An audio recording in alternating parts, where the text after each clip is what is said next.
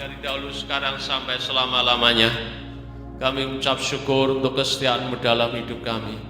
Meskipun seringkali kami tidak setia kepadamu Tuhan, Engkau tetap setia kepada kami Tuhan. Terima kasih Tuhan. Roh Kudus mengalirlah di dalam hidup setiap kami, mengalirlah di dalam tempat ini Tuhan. Jamah setiap anak-anak-Mu, jamah kami semua malam hari ini Tuhan. Penuhi kami dengan hadirat-Mu dan sampaikan pesan firman buat kami, khususnya menghadapi tahun ini Tuhan. Kami tahu banyak hal yang kami dengar, tapi kami mau berkata, kami mau bangkit dan menjadi terang, sebab terang-Mu sudah datang dan kemuliaan-Mu sudah terbit atas kami Tuhan. Kami ucap syukur untuk malam hari ini. Roh Kudus, biar Engkau yang berbicara dalam hidup setiap kami. Curahkan roh hikmat, wahyu, pengertian untuk mengenal Engkau dengan benar. Buka pengertian kami Tuhan. Kami ucap syukur dan mari Roh Kudus, Engkau yang berbicara dalam hidup kami, bekerja dalam hidup kami. Biar setiap benih firman-Mu jatuh di tanah yang subur sehingga bertumbuh dan berbuah dalam hidup setiap kami. Kami tolak semua yang jahat dari hidup setiap kami. Kami tundukkan pikiran, perasaan kami. Kami tundukkan hidup kami kepada kebenaran firman. Terima kasih Tuhan. Di dalam nama Tuhan Yesus, semua yang siap terima firman Tuhan berkata, amin, amin. Ya. Shalom semua, shalom. Ya. Kita bersyukur kita sudah memasuki tahun 2023. Tidak terasa sudah minggu ketiga, tepat minggu ketiga dalam kalender Cina. Besok sudah malam hari ini ya, malam tahun baru ya. Ya, hari ini malam ini ada banyak teman-teman kita yang merayakan. Saudara, ada banyak hal yang kita dengar dari hamba-hamba Tuhan maupun dari para ahli-ahli ekonomi dunia tentang tahun ini. Sebagian besar memang mengatakan hal yang tidak baik, saudara.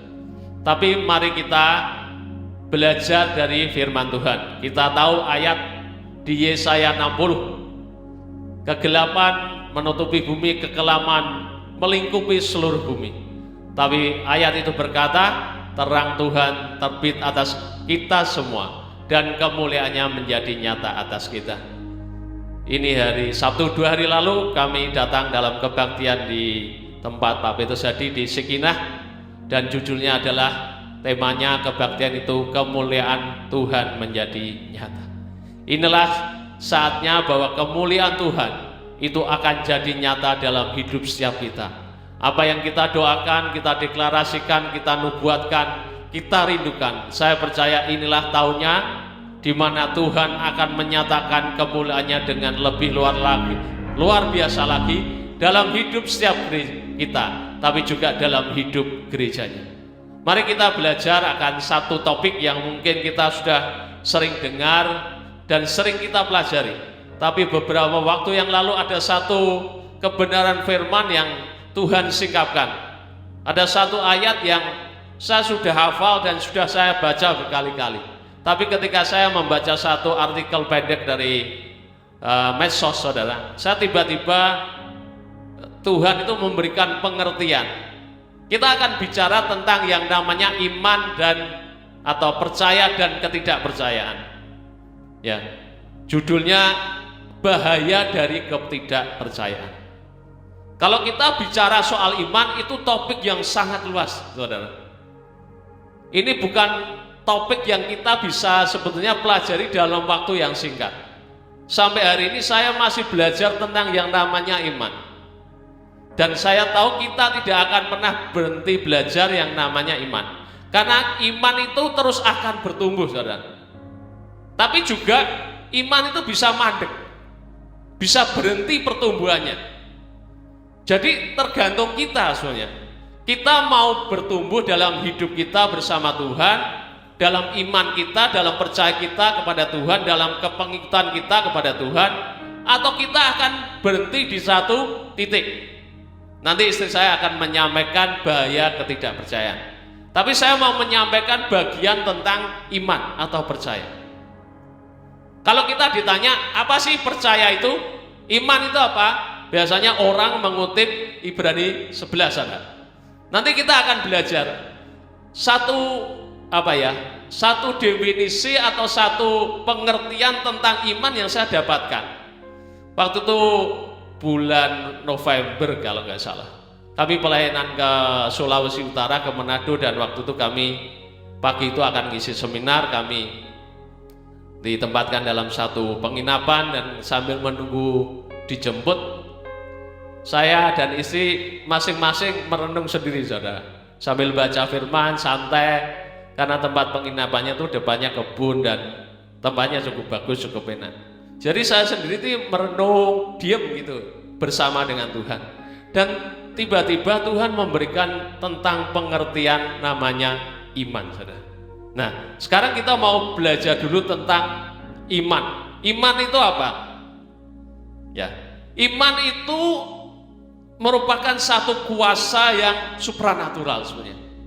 Dengan iman kita ini bisa membuka banyak dunia yang melampaui semua keterbatasan kita, saudara. Kalau saya boleh berkata, iman itu seperti pintu gerbang. Pintu gerbang kepada apa?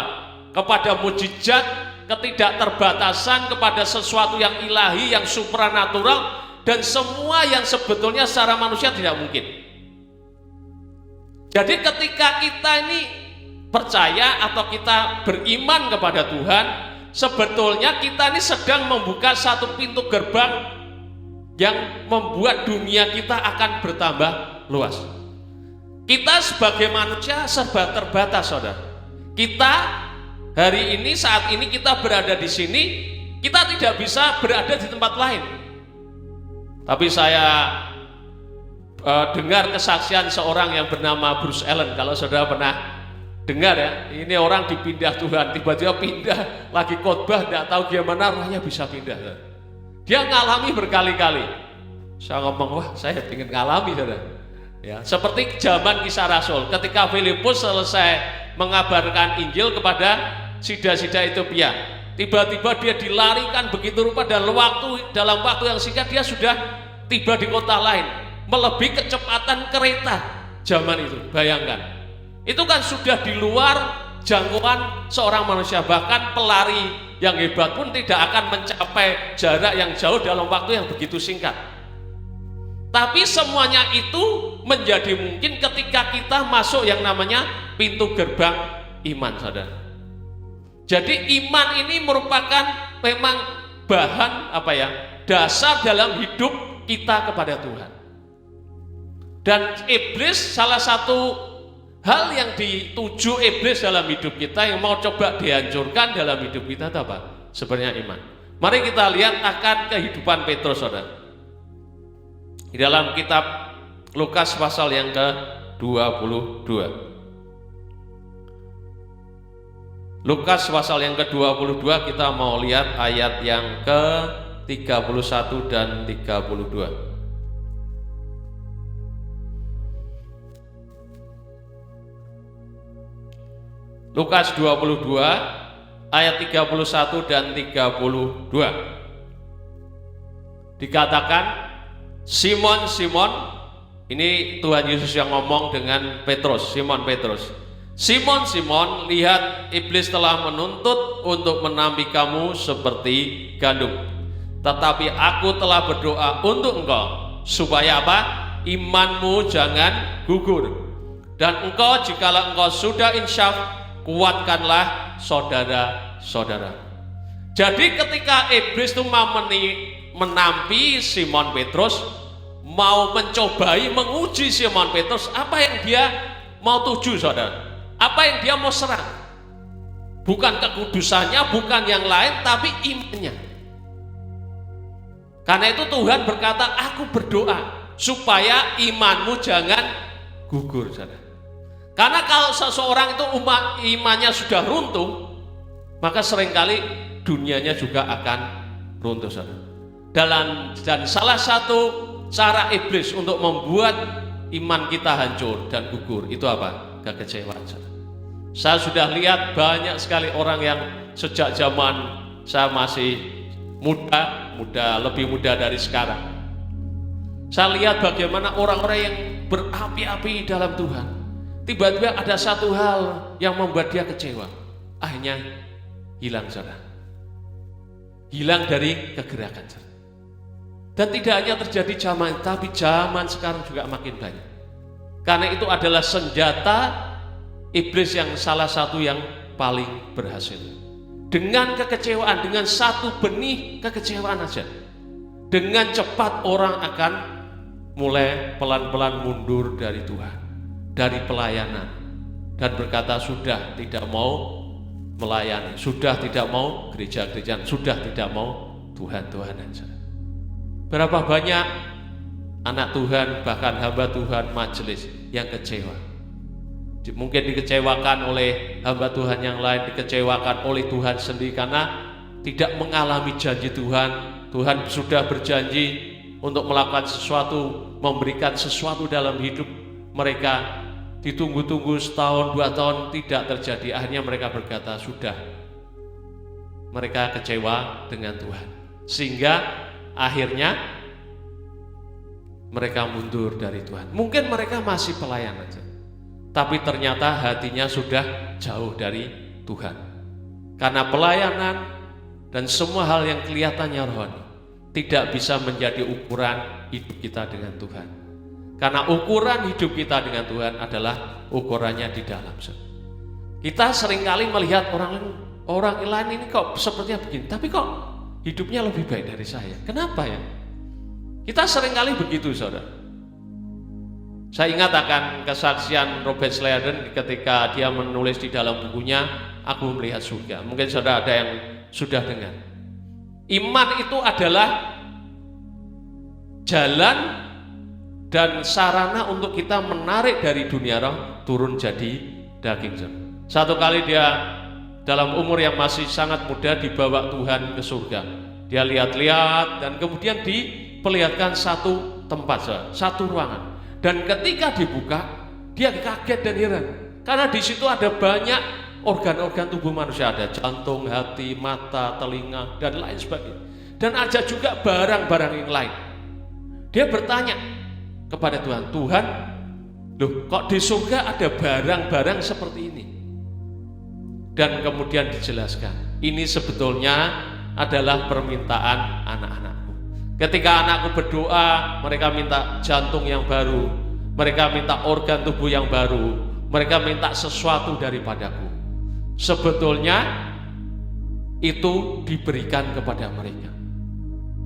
Tentu yang kirim lewat malaikat kan, biasanya malaikat yang dikirim untuk membawa janji Tuhan dalam hidup kita. Seperti Daniel, saudara, ketika dia berdoa minta pengertian, Gabriel sudah diutus Tuhan, tapi karena ada peperangan tertahan 3 minggu. Jadi ketika seorang anak Tuhan berdoa minta sesuatu, katakan jantung yang baru, ternyata dari surga Tuhan mendengar karena ada barangnya, dikirimlah dari surga. Tapi kan ini perjalanan yang kita tidak tahu berapa lama, saudara. Seperti dalam kisah Daniel ini, bisa terjadi dalam sekejap, bisa terjadi dalam waktu yang singkat atau mungkin lama, kita tidak pernah tahu itu. Tapi disitulah letak masalahnya. Ketika kita sedang menunggu janji Tuhan, pertama kita beriman, percaya, kita bersyukur. Tapi ketika hari demi hari kita menantikan janji Tuhan kok tidak terjadi, kok seperti tidak ada perubahan dalam hidupnya, sepertinya penyakitnya masih sama dan sebagainya, akhirnya imannya mulai turun, saudara. Pelan-pelan sudah mulai tidak seperti dulu, semangatnya sudah tidak seperti dulu. Akhirnya pelan-pelan, mungkin Tuhan mendengar doa saya. Sudah beda omongannya, saudara. Jangan-jangan Tuhan tidak mendengar doa saya. Terus akhirnya mulai kecewa, saudara. Dan ketika kecewa, barang yang sudah hampir sampai itu kembali ke surga, saudara. Sehingga masih ada di sana, saudara. Tuhan berkata kepada Robert Sladen, harusnya tempat ini kosong, barang-barang ini tidak boleh ada di surga, karena ini peruntukan untuk anak-anakku. Tapi kenyataannya itulah yang banyak terjadi dalam hidup setiap kita. Dalam hidup kita banyak orang-orang Kristen yang seperti itu. Bagaimana mereka berdoa menunggu janji Tuhan, sehingga akhirnya mereka nunggu kok tidak terjadi, sehingga imannya mulai padam dan akhirnya runtuh, saudara. Dan mereka sudah tidak percaya lagi kepada Tuhan. Ya sudah, kalau Tuhan tidak mengabulkan doa saya, sudah. Akhirnya mereka menerima kenyataan yang ada, saudara. Padahal Tuhan mau memberikan mujizat. Saya pernah satu kali, saya ini pas mandi meraba punggung saya, saudara. Punggung bagian belakang ini saya raba, loh kok ada seperti benjolan ya, seperti agak empuk, seperti berair. Saya tidak tahu apa itu. Tiba-tiba muncul aja, saudara, sebesar biji jagung kira-kira. Saya rasanya tidak cerita sama istri saya, enggak ya. Lupa gitu ya. Dah, saudara. Jadi satu kali saya, loh kok ada benjolan ya, seperti daging gitu. Saya berpikir, wah kalau saya punya dokter, saya punya sepupu dokter, dan saya punya family dokter. Saya berpikir, wah kalau saya ke sana dioperasi sedikit terus di plester, pokoknya diobati cepat sembuh. Tapi saya mau belajar, saya mau belajar beriman kepada Tuhan. Dah, saudara, saya doakan, kadang saya doakan, kalau ingat, kadang lupa, ya saya tidak doakan, saudara. Sampai satu kali ketika saya pegang, loh kok sudah rada kempes ya, berkurang sedikit, kira-kira hampir separuh. Wah, saya bersyukur, Tuhan terima kasih. Kemudian saya berkata kepada Tuhan, masa Tuhan kerja separuh-separuh? Ya toh, ini tinggal sedikit separuh Tuhan. Akhirnya saya berkata, Tuhan saya mau percaya, satu kali akan bisa. Saya doakan, ya gitu saudara. Pokoknya kalau ingat saya doakan, kadang lupa, ya sudah saya biarkan. Sampai satu kali setelah beberapa saat, saya raba, loh kok sudah tidak ada ya, hilang ya. Saya kaget, tapi saya juga bersyukur. Wah, luar biasa. Saya dengan mudah bisa pergi ke dokter, saudara. Itu juga menurut saya tidak terlalu berbahaya seperti daging tumbuh, seperti tumor. Menurut saya tidak. Tapi saya mau belajar lewat kejadian itu. Saya mau belajar percaya kepada Tuhan. Akhirnya punggung saya halus, saudara, rata, tidak tumbuh lagi. Ini hal kecil. Tapi hal seperti itu sebenarnya kita bisa buat ajang untuk kita ini belajar percaya kepada Tuhan. Jangan cepat-cepat mengambil keputusan yang mudah buat kita. Ada banyak orang ketika mereka menghadapi tantangan, menghadapi sesuatu misalnya yang paling gampang dan paling nyata dalam hidup kita semua itu apa? Uang. Uang itu kita butuhkan sehari. Ada banyak orang ketika menghadapi kebutuhan keuangan, mereka dengan cepat mengambil keputusan apa? Paling gampang, utang. Ya toh? Utang tetangga saya, utang om saya, utang siapa, bahkan ada orang yang datang ke pendetanya, Pak tolong dong pinjami uang. Ada gitu, karena mereka berkata, wah ini pendeta saya kaya, kenapa saya tidak minta pinjaman dari dia. Pak Petrus Agung pernah, saudara, Pak pinjam dong uang, ya gitu, saudara. Ada yang begitu, saudara. Ada juga yang utang kartu kredit, hanya bunga berbunga jadi puluhan juta, ratusan juta terbelit utang. Saya belajar dalam hidup saya untuk saya ini tidak mengambil keputusan yang mudah buat saya. Meskipun seringkali ya gitu, untuk saya ini mengalami mujizat ini hilang, saudara, itu butuh beberapa minggu, bahkan menurut saya hampir sebulan atau lebih. Tapi dari situ saya belajar, hanya soal kecil, saudara. Dan saya berkata iman atau percaya itu bukan soal perasaan, tapi keputusan. Ketika kita dengar firman Tuhan, janji Tuhan, mungkin kita didoakan hamba Tuhan, dapat nubuatan atau janji Tuhan, bagaimana reaksi kita? Apakah kita memutuskan kita percaya kepada Tuhan, apa yang kita dengar, apa yang firman Tuhan sampaikan lewat hambanya, atau mungkin lewat mimpi, atau lewat Alkitab, atau lewat apapun juga, atau kita menolak itu, saudara? Kalau kita lihat di dalam Alkitab itu banyak contohnya bahwa iman itu membuka pintu gerbang kemustahilan. Kita bisa lihat banyak mujizat yang dikerjakan dalam pelayanan Tuhan Yesus, baik juga di perjanjian lama. Bagaimana janda seorang nabi hanya punya minyak sebuli-buli kecil, tapi ketika dia datang kepada Elisa, Elisa berkata, pinjam bejana sebanyak mungkin, jangan terlalu sedikit, dan tuangkan, tutup pintunya, tuang minyak itu. Secara manusia tidak mungkin, saudara, hanya sebotol kecil, mungkin berapa ratus mili, 200 mili, 300 mili, untuk dituangkan dalam satu bejana, hanya sedikit sekali, tidak mungkin penuh kan secara manusia. Tetapi ketika dia percaya dan taat melakukan perintah Tuhan yang disampaikan oleh Nabi Elisa, firman berkata, dia terus menuang sampai bejana yang terakhir penuh dan tidak ada bejana lagi yang kosong, baru minyak itu berhenti. Bagaimana itu mungkin? Tidak mungkin secara manusia. Hitung-hitungan manusia tidak mungkin. Tapi ketika kita percaya kepada Tuhan, itu membuka pintu gerbang kemustahilan, membuka pintu gerbang ketidakterbatasan dalam hidup setiap kita. Kita bisa saksikan dalam hidup kami secara pribadi atau dalam hidup pelayanan kami bersama dengan Harvest Center.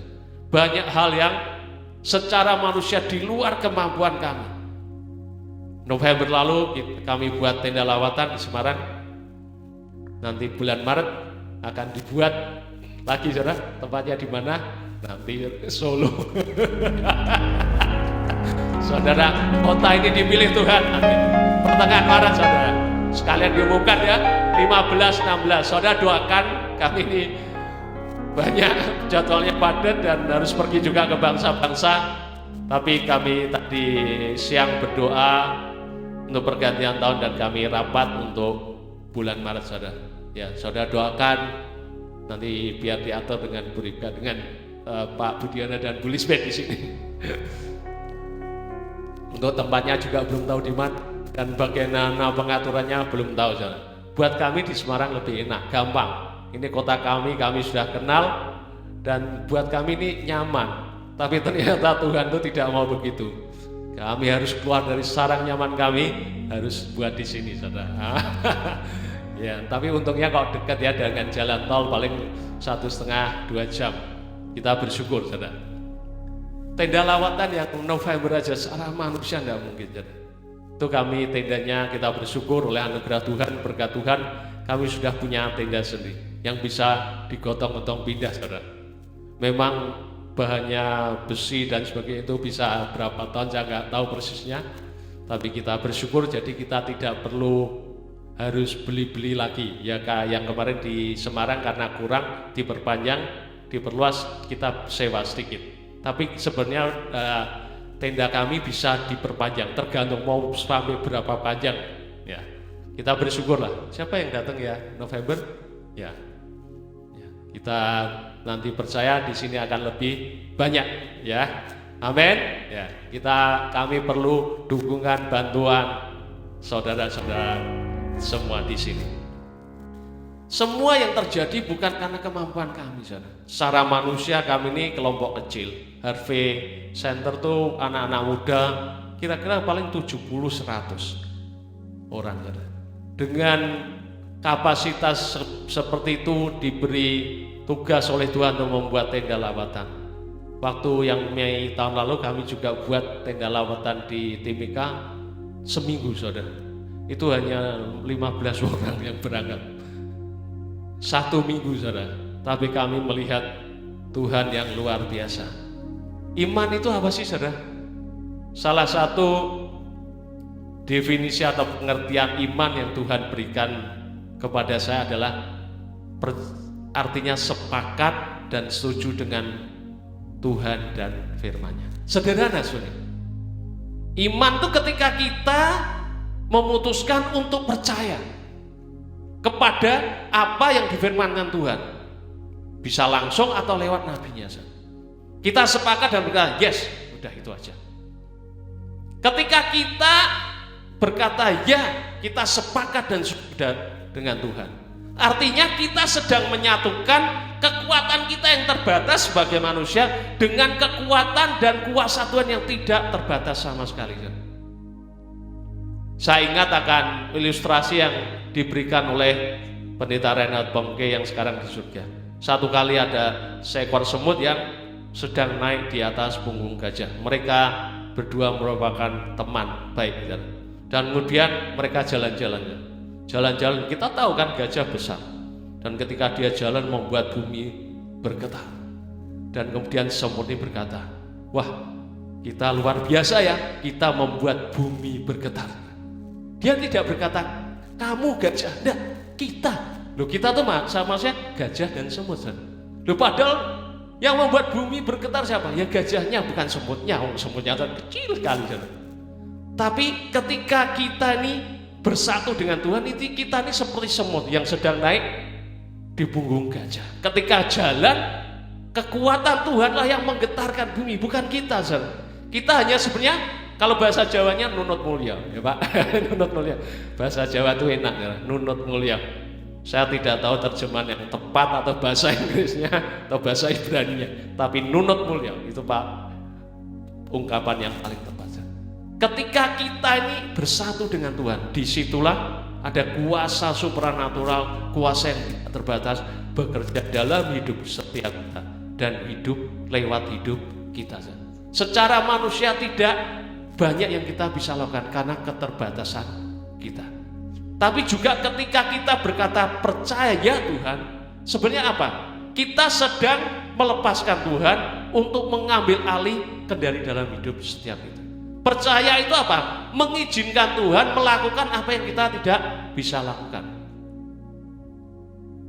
Tapi seringkali kita ini mau ikut cawi-cawi, mau ikut-ikutan. Tidak usah.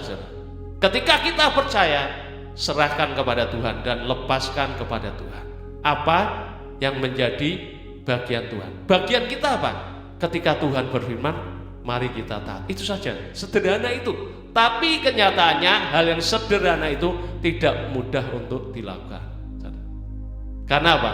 Ini loh saudara, pikiran kita. Seringkali pikiran kita lah yang menghalangi kita untuk bertindak dan taat. Karena kita, apa mungkin? Benar enggak ini suara Tuhan? Apa bisa? Dan sebagainya. Dan sebagainya, saudara. Mari kita belajar untuk tetap percaya, meskipun keadaan kita tidak seperti yang dijanjikan oleh Tuhan, sepertinya berlawanan dengan janji Tuhan. Kita bisa belajar dari tokoh-tokoh di dalam Alkitab. Yusuf, dia diberi mimpi jadi penguasa, satu kali akan jadi orang yang berkuasa. Tapi ketika dia mengalami mau dijual sebagai budak, jadi budak di rumah Potifar, bahkan terus kemudian turun ke penjara, saya percaya mungkin di dalam hatinya juga dia bertanya-tanya, Tuhan ini kok beda jauh ya dengan janjimu. Ya, kalau saudara lihat kan, dia anak kesayangan bapaknya, saudara. Dia dalam satu suasana yang nyaman, tapi kemudian dikeluarkan oleh Tuhan. Tentu di dalamnya ada iblis. Iblis mau apa? Mencoba membunuh hidup Yusuf, saudara. Membunuh mimpinya. Kan saudara-saudara mau membunuh. Ayo kita bunuh aja nih pemimpi. Tapi di dalam setiap hal Tuhan selalu akan intervensi. Dalam kitab Esther juga sama. Ketika Mordekai mau dibunuh Haman, Tuhan langsung intervensi. Yusuf diintervensi oleh Tuhan, tidak jadi bunuh, dijual sebagai budak. Tapi disitulah sebenarnya mulai perjalanan hidupnya untuk sampai ke tahta, saudara. Mari kita terus belajar untuk memutuskan dalam hidup kita. Ketika kita mendengar setiap janji Tuhan, firman Tuhan yang disampaikan oleh siapapun, jangan berkata, apa iya, tidak percaya. Karena itu akan menghalangi banyak hal dalam hidup kita semua. Membuat janji Tuhan, semua yang mau diberikan oleh Tuhan, semua berkatnya seperti tadi, dari surga sudah turun berkat Tuhan. Apapun yang kita perlukan itu sudah dikirimkan oleh Tuhan.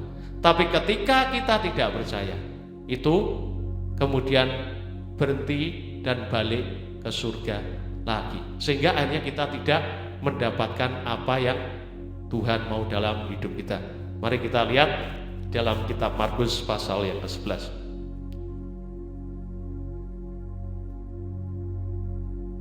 Sebelum itu kita lihat dulu Lukas 18, saudara. Lukas 18 ayat yang ke-8. Dalam akhir zaman ini setiap iman kita akan diuji oleh Tuhan. Saya percaya masa pandemi sebetulnya itu sedang terjadi untuk menguji iman setiap kita. Sampai seberapa sebenarnya kekristenan kita. Apakah kekristenan kita, iman kita karena pendeta, hamba Tuhan, karena kita ikut-ikutan, kita aktif, atau karena apa? Kalau kita, iman kita berdasar dalam firman dan dalam pribadi Tuhan Yesus, apapun yang terjadi di sekitar kita dan terhadap kita, itu tidak akan menggoyahkan apa yang di dalam firman. Lukas 18 ayat yang ke-8. Mari kita baca sama-sama ayat ini.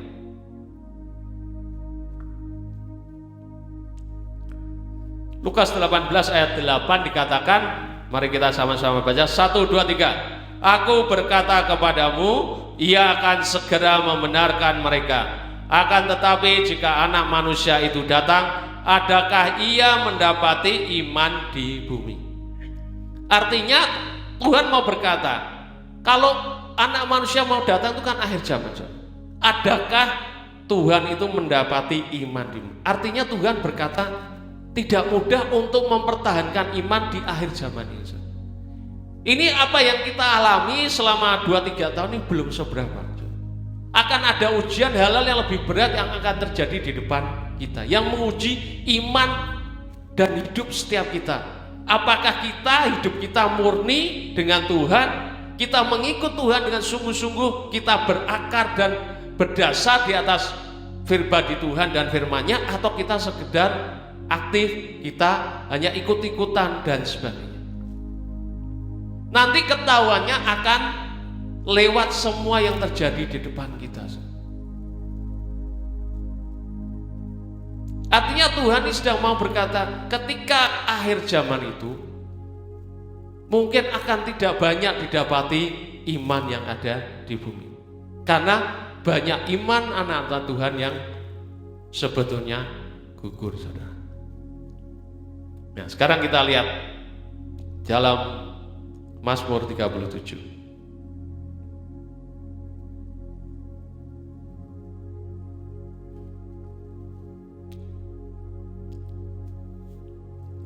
Mazmur 37 ayat yang ke-5.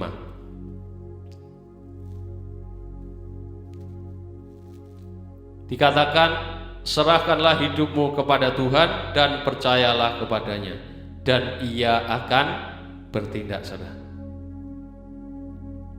Kalau kita berkata saya percaya kepada Tuhan, tapi kita tidak menyerahkan dan melepaskan Tuhan melakukan apa yang menjadi bagiannya, maka Tuhan tidak bisa bertindak dalam hidup setiap kita.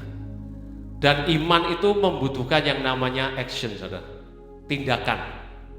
Yakobus berkata, iman tanpa perbuatan adalah mati. Iman itu disempurnakan ketika kita bertindak atas iman kita. Dan iman itu terjadi setelah muncul karena kita mendengar firman, saudara. Jadi kalau kita nih belum mendengar firman, jangan kita melangkah, karena kita bisa melangkah dalam jalan yang salah, saudara, dan tidak tepat. Kita ingat akan cerita Tuhan Yesus di laut, dan kemudian badai datang, murid-muridnya takut. Jadi kemudian Tuhan Yesus berkata, ini aku, jangan takut. Dan kemudian Petrus berkata, Tuhan, kalau engkau itu, suruhlah aku datang kepadamu. Petrus tidak melangkah ketika Tuhan belum berbicara, Tuhan. Tapi ketika Tuhan bicara, datanglah. Baru Petrus melangkah, saudara. Dan ketika melangkah, dia sempat berjalan di atas air. Tapi ketika dia ini panca inderanya mulai sadar dengan keadaan sekelilingnya, tiba-tiba ketakutan masuk dalam hidupnya, dan ketakutan masuk akhirnya itu meruntuhkan imannya. Dan ketika imannya runtuh, dia sadar, wah tidak mungkin nih manusia berjalan di atas air, pasti tenggelam. Akhirnya dia mulai tenggelam, saudara. Jadi bayangkan ya, Petrus sudah, saya tidak tahu persisnya berapa langkah, tapi dia sempat berjalan di atas air. Karena ketika dia fokus kepada Tuhan, dia tidak merasakan apa yang di sekelilingnya. Tapi ketika dia sadar kembali kepada manusianya, tiba-tiba dia merasakan tiupan angin dan badai di sekelilingnya. Disitulah imannya mulai anjlok dan turun, saudara. Sehingga akhirnya dia tenggelam, saudara. Iman itu akan mengangkat hidup kita melampaui segala kemustahilan. Seperti tadi yang saya katakan, pintu gerbang kemustahilan itu terbuka dalam hidup kita ketika kita memutuskan untuk percaya kepada Tuhan. Saya mau bacakan satu cerita yang lucu, saudara. Saya tidak tahu ini ceritanya benar apa enggak, tapi saya dapatkan dalam satu medsos. Ini jadi ceritanya begini, saudara. Ada sebuah bar yang didirikan di dekat gereja, ini di satu kompleks ini. Nah ini karena bar ya tentu kehidupannya tidak baik lah ya aktivitasnya, dan umat di gereja itu mulai berdoa, saudara. Mereka pokoknya berdoa supaya bar ini disingkirkan oleh Tuhan. Dan kemudian setelah berdoa dengan tekun dan setia beberapa saat, satu kali terjadi hujan mendung, cuaca yang jelek, dan tiba-tiba ada petir yang menyambar bar ini. Dan petir ini menghanguskan akan bar itu rata dengan tanah, saudara. Kemudian pemilik bar ini kan marah ya, saudara. Wah, habis ya bisnisnya. Dan dia menuntut pendetanya, saudara. Karena dia berkata, ini gara-gara Bapak dan gereja Bapak yang berdoa sehingga bar saya ini habis sama sekali. Tapi entah bagaimana pendeta dan gerejanya menyangkal itu. Bukan kami. Dan kemudian karena mereka bertengkar, yang satu nuntut, yang satu tidak mau dituntut, saudara, mereka datang ke hakim. Dan hakimnya dengar cerita dari masing-masing pihak, dia berkata begini, wah, sulit untuk memutuskan perkara ini. Karena yang satu ada pemilik bar yang percaya penuh dengan kuasa doa. Tapi ada satu gereja, pendeta dengan umatnya yang tidak percaya dengan kuasa doa. Bayangkan ya, kalau saudara seperti itu gimana? Berdoa sesuatu terjadi dengan sebelah saudara yang jelek, tiba-tiba saudara dituntut, enggak, bukan saya. Ini ceritanya saya nggak tahu benar atau enggak, terjadi sungguhan atau enggak, tapi itu bisa terjadi dalam hidup setiap kita. Kita berdoa tapi tidak percaya dengan apa yang kita doakan, sehingga berkat Tuhan balik lagi, saudara. Mari putuskan untuk percaya, sepakat dengan Tuhan. Apapun yang terjadi tahun ini, kita percaya dengan apa yang Tuhan firmankan dalam Alkitab, dalam janjinya buat setiap kita. Amin. Tuhan Yesus memberkati. Biar dilanjutkan isi saya.